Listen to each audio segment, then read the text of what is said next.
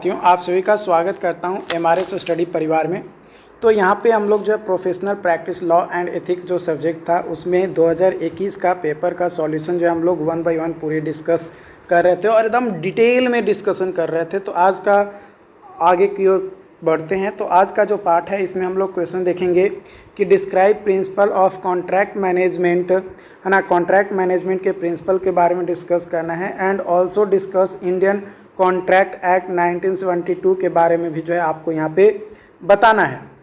तो principle of contract management refers the process of effective managing the creations, executions and performance of contracts between parties के बीच में कैसे execute करना है, कैसे मैनेज करना है, कैसे परफॉर्म करना है कॉन्ट्रैक्ट को, उस प्रोसेस को ही जो है प्रिंसिपल ऑफ कॉन्ट्रैक्ट मैनेजमेंट कहा जाता है। It involves identifying and negotiating terms, monitoring compliance and resolving disputes. तो इन 3 पॉइंट्स को जो है कंसीडर किया जाता है। कब? जब प्रिंसिपल ऑफ कॉन्ट्रैक्ट मैनेजमेंट की बात आती है तब। सबसे पहला कि कौन कौन से टर्म्स पे नेगोशिएशन करने की ज़रूरत है, कैसे कंप्लायंसेस को मॉनिटर किया जाए, और अगर कोई लड़ाई झगड़ा होगा तो उसको कैसे डिस्प्यूट किया जाएगा, यही प्रिंसिपल ऑफ कॉन्ट्रैक्ट मैनेजमेंट में देखा जाता है, इन्वॉल्व किए जाते हैं। इंडियन कॉन्ट्रैक्ट एक्ट 1972 ये जो लॉ है ये बताता है या हमें कहता है कि एक एग्रीमेंट हमारा होता है इन्फोर्सेबल बाय लॉ के द्वारा एक एग्रीमेंट किए जाते हैं, मतलब लॉ के मध्य नज़र रखते हुए, नियम कानून जो भी हैं उसको मध्य नज़र रखते हुए एक एग्रीमेंट किया जाता है। एक एग्रीमेंट किया जाता है किसके बीच में? 2 पार्टीज़ के बीच में, कॉन्ट्रैक्टर और पार्टीज़ के बीच में कॉन्ट्रैक्ट किए जाते हैं, यानी एग्रीमेंट किए जाते हैं। Specifies the requirement for creating legally binding contract. एक लीगली बाइंडिंग कॉन्ट्रैक्ट बनता है जो कि लीगल होता है, उसको कोर्ट में आप जाकर चुनौती दे सकते हैं अगर कोई उसे फॉलो नहीं करता है तो। कुछ प्रिंसिपल्स हैं कॉन्ट्रैक्ट मैनेजमेंट का जो कि इंडियन कॉन्ट्रैक्ट एक्ट 1972 के अंतर्गत लिए गए हैं, है ना, मतलब उसके अंतर्गत आते हैं। उस प्रिंसिपल्स को हम लोग देखेंगे, जिसमें सबसे पहला प्रिंसिपल आपका यहाँ पे है offer and acceptance. A contract is formed when one party makes an offer, other party accept the offer. The acceptance must be communicated to offeror. Offeror के द्वारा कम्युनिकेट करने के बाद ऑफर जो दिया गया है एक पार्टीज के द्वारा वो दूसरा पार्टीज उसे एक्सेप्ट करता है। Consideration. A contract must have a lawful consideration which means that each party must receive something of a value in exchange of their promises। अगर कोई वादा करता है तो उससे उसको बेनिफिट मिलना चाहिए। तो बेनिफिट कैसे मिलेगा? तो एक लॉफुल कंसिडरेशन किया जाता है। मान लो कि कोई धोखा दे दिया है तो उसका तो लॉस हो जाएगा ना दूसरे पार्टीज़ का, तो किसी को लॉस ना हो, है ना, तो उसको मध्य नज़र रखते हुए एक नियम को भी जो है कंसिडर किया जाता है, लॉ को भी कंसिडर किए जाते हैं, इसलिए लीगल एग्रीमेंट किया जाता है। Intention to create legal relations. A contract must be intention to create legal relations which means that parties must intend to legally bound by the terms of contract. Contract में जो भी terms वगैरह दिए गए हैं उन सभी से बंधा हुआ रहे, लेकिन लीगली बंधा हुआ रहे, इलीगल नहीं कि जब मन किया भाग गया। लीगली अगर भागेगा तो भी उसको फाइन देना पड़ेगा, पैसा पे करना पड़ेगा। Capacity of parties. The parties to contract must have the capacity to enter into contract. This means that they must be legal age of sound mind and not disqualified from entering into contract by law. Law के द्वारा सारी चीज़ें valid होनी चाहिए, उसका as, उसका sound mind और उसकी क्वालिफिकेशंस, वो डिस्क्वालिफाइड नहीं होना चाहिए। ये चीज़ें जो है ध्यान रखना है जब भी कॉन्ट्रैक्ट एक्सेप्ट किया जाता है या कॉन्ट्रैक्ट ऑफर किए जाते हैं, तो उस कंडीशन में ये सारी चीज़ें देखी जाती है। Free consent, a contract must B entered into by parties with free and informed consent. This means that parties must not under any undresses or undue influence and must have clear understanding of the terms of contract.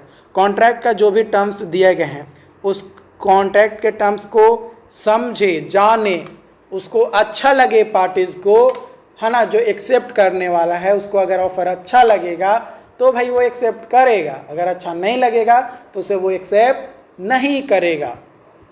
That's the importance.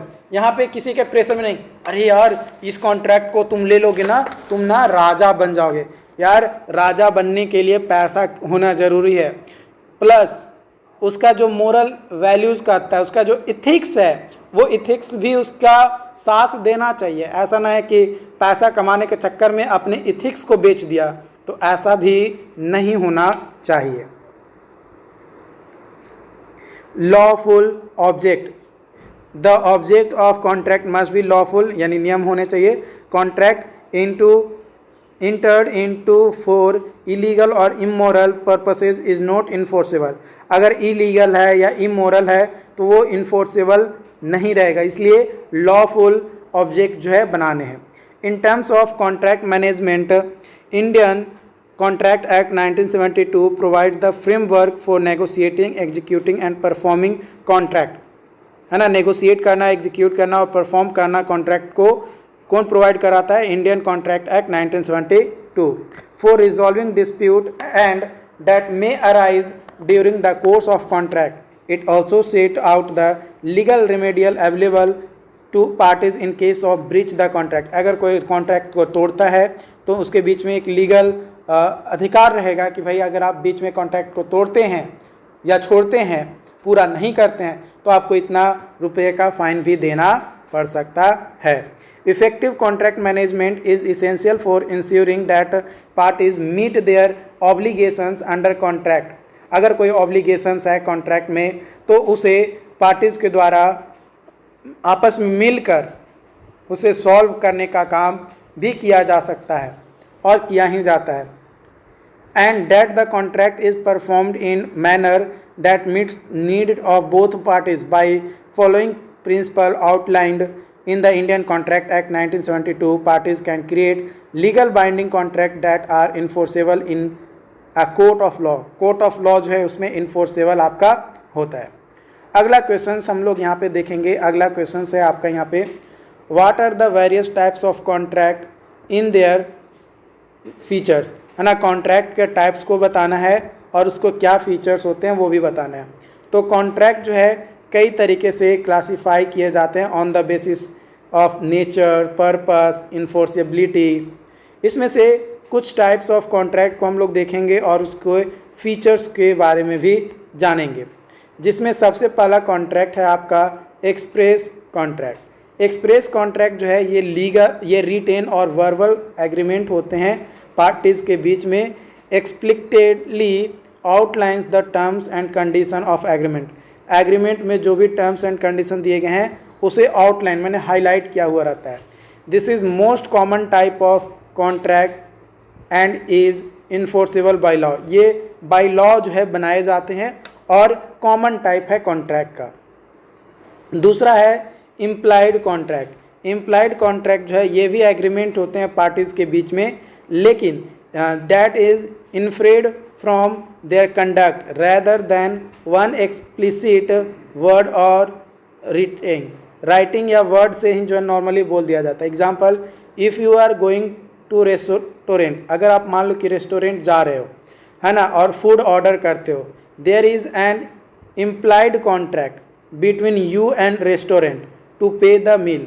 मतलब वहाँ पे आपका एक bill दे दिया जाता है कि भाई आपका इतना रुपया हुआ है। कोई एग्रीमेंट आपके साथ नहीं किया, उसमें लीगली कोई एग्रीमेंट नहीं है, लॉ के द्वारा कोई लीगल नहीं एग्रीमेंट है कि हाँ आप 2 रोटी खाओगे तो आपको जो है 2 रुपया ही देना है। नहीं, वहाँ जिस रेस्टोरेंट में आप गए हो उस रेस्टोरेंट में जो भी 2 रोटी का प्राइस होगा या मान लो कि 2 पीस मुर्गा का प्राइस होगा, वो आपको पे करना पड़ेगा और आप उसमें कुछ नहीं कर सकते, तो उसको इम्प्लाइड कॉन्ट्रैक्ट कहा जाता है। उसके बाद आता है यूनिलैटरल कॉन्ट्रैक्ट। यूनिलैटरल कॉन्ट्रैक्ट ये भी एग्रीमेंट ही होता है, which one party make a promise in exchange of a specific act और performance from the other parties. Other parties को बोलता है कि भाई मैं वादा करता हूँ कि अगर कोई गड़बड़ होती है तो उसमें एक्सचेंज किया जा सकता है। For example, an employer might promise a bonus to employees who achieve a certain salary target. अब जैसे यहाँ पे बोला क्या जाता है कि मान लो कि आप 10,000 सैलरी टारगेट पूरा कर लेते हो, सेल्स टारगेट कर लेते हो 1,000 या 10,000, तो आपको जो है बोनस दिया जाएगा। लेकिन अगर आप 10,000 अचीव नहीं कर पाते हो सेल्स, तो आपको नहीं दिया जाएगा। बस यही चीज़, पूरा करोगे तो मिलेगा, आधा अधूरा करोगे तो भाड़ में जाओगे, है ना, मतलब आधा अधूरा काम बेकार आपका हो जाएगा। अगला है यहाँ पे बाईलैटरल कॉन्ट्रैक्ट। बाईलैटरल कॉन्ट्रैक्ट जो है ये भी एग्रीमेंट होते हैं in which both parties exchange promises to perform a specific act और सर्विसेज। एग्जाम्पल के तौर पे अगर बात किया जाए तो a contract for sales of goods is a bilateral contract. जो सेल्स ऑफ गुड्स होते हैं बाईलैटरल्स होते हैं because both buyers and sellers make promises to each other. जैसे आप अभी देखो ना, फ्लिपकार्ट या ऑनलाइन आप कोई भी प्रोडक्ट खरीदते हो, है ना, ऑनलाइन प्रोडक्ट खरीदते हो, मान लो कि आप एक बुक मंगवाए सर्वेइंग का, है ना, सपोज दैट एसके दुग्गल साहब का जो है सर्वेइंग का बुक है। अब ये जो बुक है, अब इस बुक को आप लाए, 2-3 दिन पढ़े, लगा कि नहीं ये किताब हमें ना अच्छा नहीं लग रहा है, ख़राब लग रहा है, तो आप क्या कर दिए, रिटर्न कर दिए। और जो सेलर है वो कहेगा ठीक है भाई लाओ हम एक्सेप्ट कर लेते हैं। तो ये आपका बाईलैटरल होता है।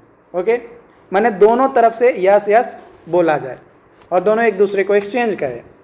Executed contract. एग्जीक्यूटेड कॉन्ट्रैक्ट में क्या होता है कि contract in which all parties have fulfilled their obligation under agreement. एक एग्रीमेंट के अंदर जो भी फुलफिलमेंट है ना, उसे देखे, समझे, पढ़े, और अगर कोई ऑब्लिगेशन करना है, कोई चीज़ें उसको लगता है कि नहीं इस चीज़ को जो है उसको हटाना चाहिए, ये जो नियम बनाए गए हैं वो खराब है, सही नहीं है, तो उस कंडीशन में उसको जो है निकाला जा सकता है। For example, when you buy a product at a store and pay for it you are executed a contract with store. मान लो कि कोई प्रोडक्ट आप स्टोर में खरीदने के है, पैसा पे किए, लेकिन आपको लगता है कि नहीं ये जो प्रोडक्ट मैंने लिया वो सही नहीं है, इसमें कुछ रिप्लेसमेंट हमें चाहिए, है ना, तो खरीदने से पहले ही आपको सोचना होगा, खरीद लेने के बाद वापस नहीं होगा। खरीदने से पहले आपको जो भी ऑब्लिगेशंस लगाने हैं वो लगा सकते हो। ओके, उसके बाद आता है आपका एग्जीक्यूटरी कॉन्ट्रैक्ट। एग्जीक्यूटरी कॉन्ट्रैक्ट में क्या होता है कि वन और more parties have not yet fulfilled their obligation under agreement. Agreement के अंदर कोई ऑब्लिगेशन फुलफिल नहीं होते हैं। जैसे if you sign a lease agreement, अगर आप लीज एग्रीमेंट साइन कर दिए but have not yet moved into apartment. आप मान लो कि लीज पे कोई एक घर खरीदे, है ना, किराया पे, आप घर में रहो या ना रहो, आप 1 महीना का या 2 महीना का एग्रीमेंट के साथ आपने घर खरीदा, आप घर में रहो या ना रहो, आपका पैसा तो लग ही जाएगा 2 महीने का। ये आपका एग्जीक्यूटरी कॉन्ट्रैक्ट के अंतर्गत आता है। उसके बाद आता है वॉइड कॉन्ट्रैक्ट। वॉइड कॉन्ट्रैक्ट वैसा एग्रीमेंट होता है जो कि लॉ के द्वारा इन्फोर्सेबल नहीं होता है, जिसे इलीगल भी कहा जाता है ना।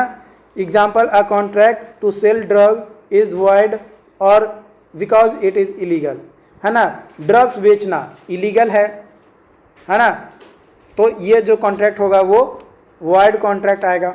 Voidable contract. वॉइडेबल कॉन्ट्रैक्ट में एग्रीमेंट तो होता है जो कि लीगली कैंसिल किया जाता है और अवॉइड किया जाता है बाय वन और बोथ पार्टीज, या तो एक पार्टीज के द्वारा या दोनों पार्टीज के द्वारा। एग्जाम्पल के तौर पे अगर कोई पर्सन्स है वो कॉन्ट्रैक्ट करता है ना, अंडर अंडरेसेस और fraud, they may be able to void the contract.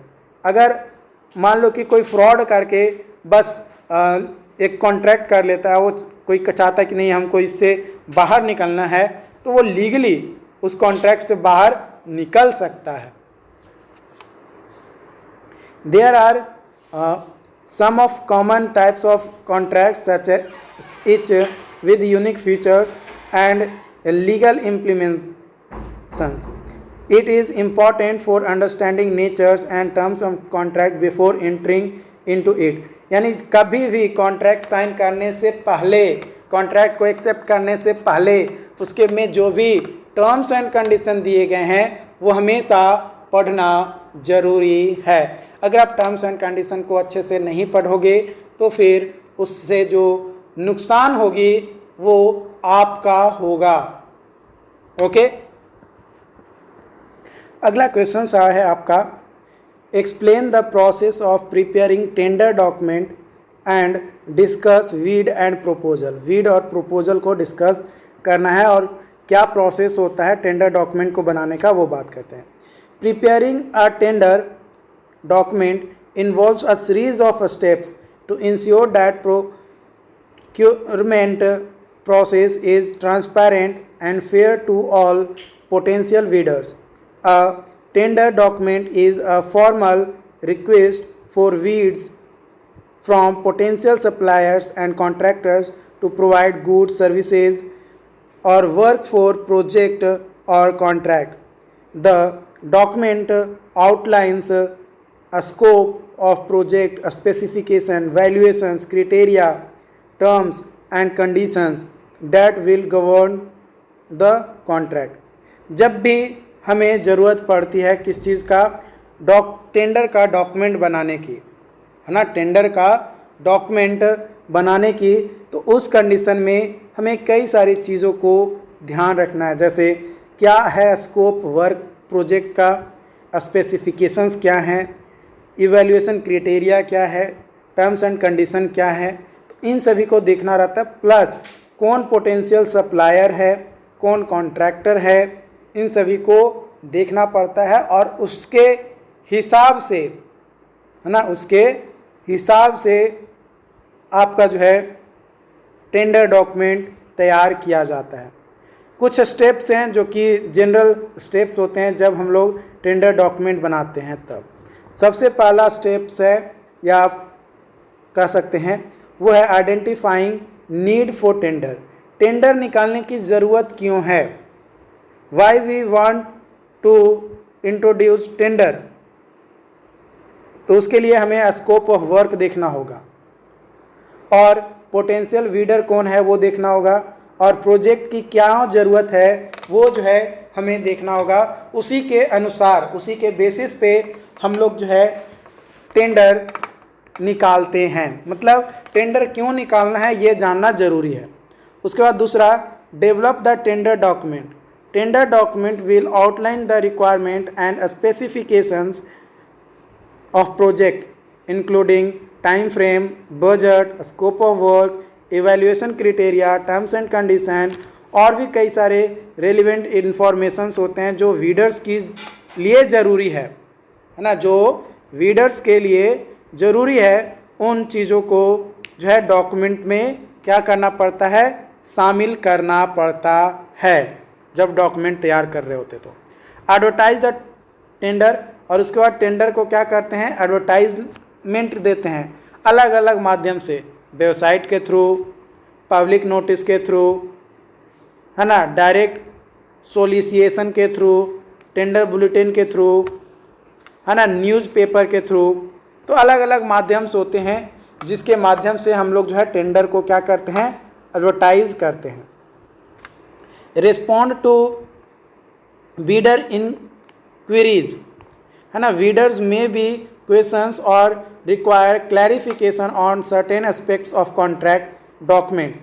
Contract में जो भी चीज़ें बताई गई हैं उन डॉक्यूमेंट्स को लेकर कुछ क्लैरिफिकेशंस अगर वीडर को ज़रूरत है तो वो क्वायरीज भी पूछ सकता है। It is important to respond to their inquiries promptly and accurately. Accurate tender का जो भी क्वायरीज है उसके जवाब मिल सके। इवैल्यूएशन या evaluate the bid. Once the bidding period is closed, जैसे ही वीडिंग पीरियड जो है क्लोज हो जाता है ना, जैसे ही वीडिंग पीरियड क्लोज हो जाता है वैसे ही आपका जो है इवैल्यूएशन जो है स्टार्ट होता है, जो कि इवैल्यूएशन का जो क्राइटेरिया है उस क्राइटेरिया के बेसिस पे अकॉर्डिंग टू टेंडर डॉक्यूमेंट के अनुसार इवैल्यूएशन जो है स्टार्ट किया जाता है। दिस में include review of technical aspects of bid, pricing, experience, qualification of bidders, और भी कई सारे फैक्टर्स हैं जिसे जो है ध्यान रखा जाता है।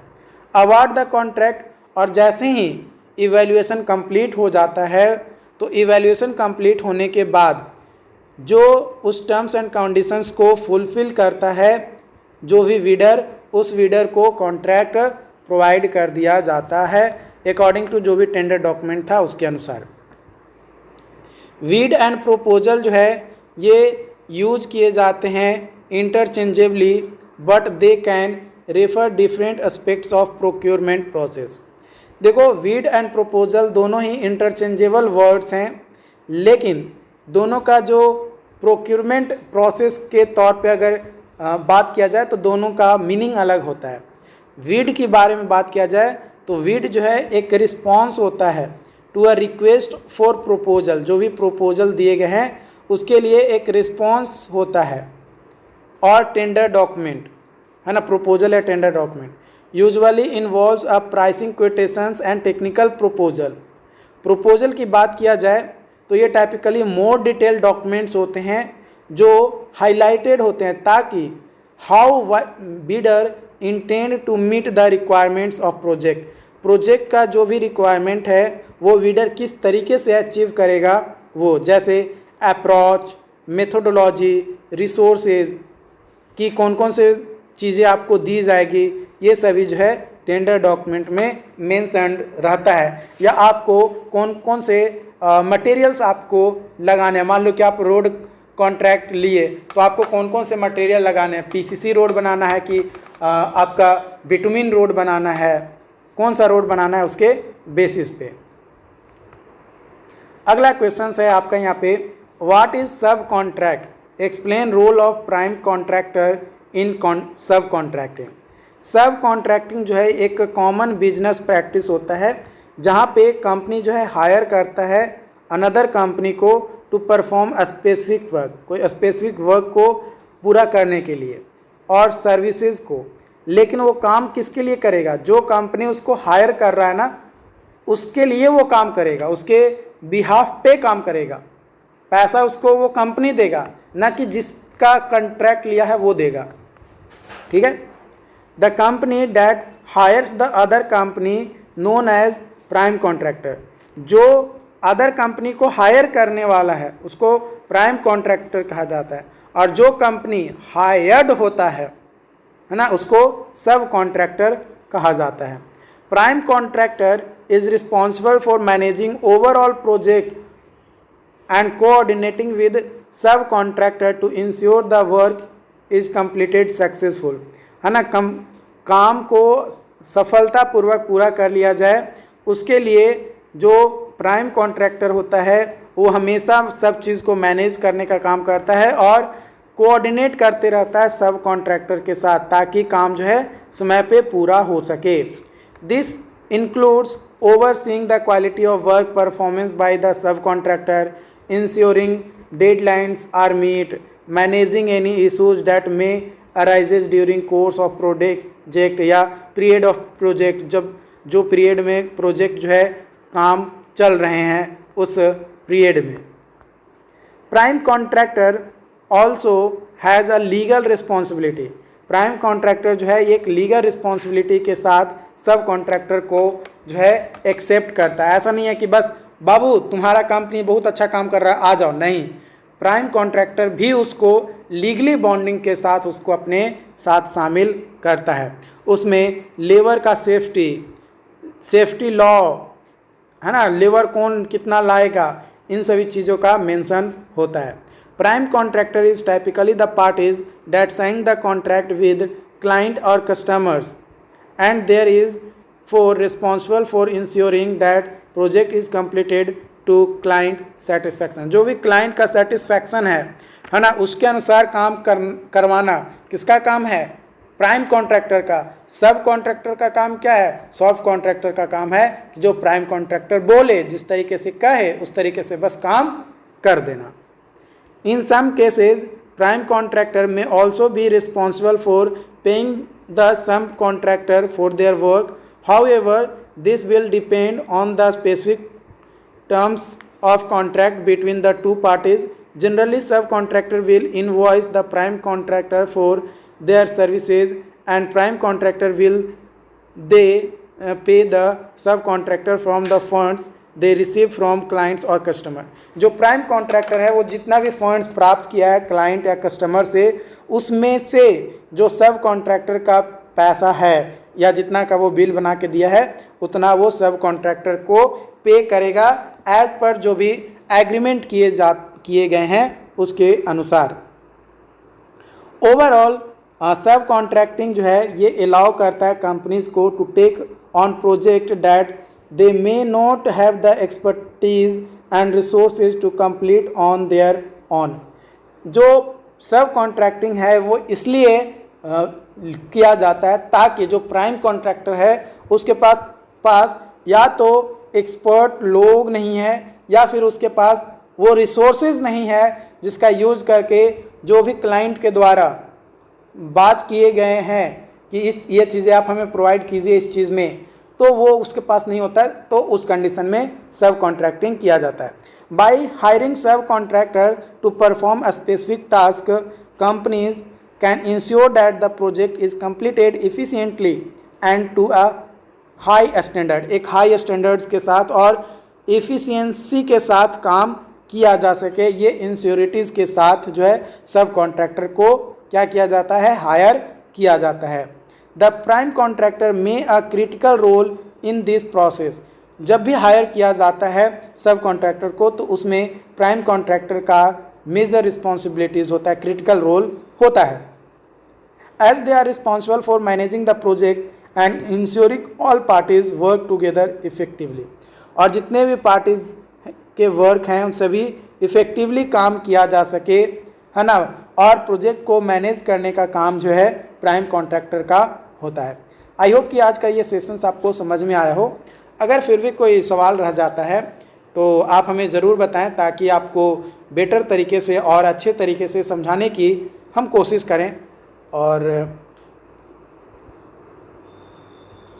क्या, और आगे और भी बताए जाएंगे, बस इतना भी आप पढ़िए, बाकी आगे और बताए जाएंगे। Thank you.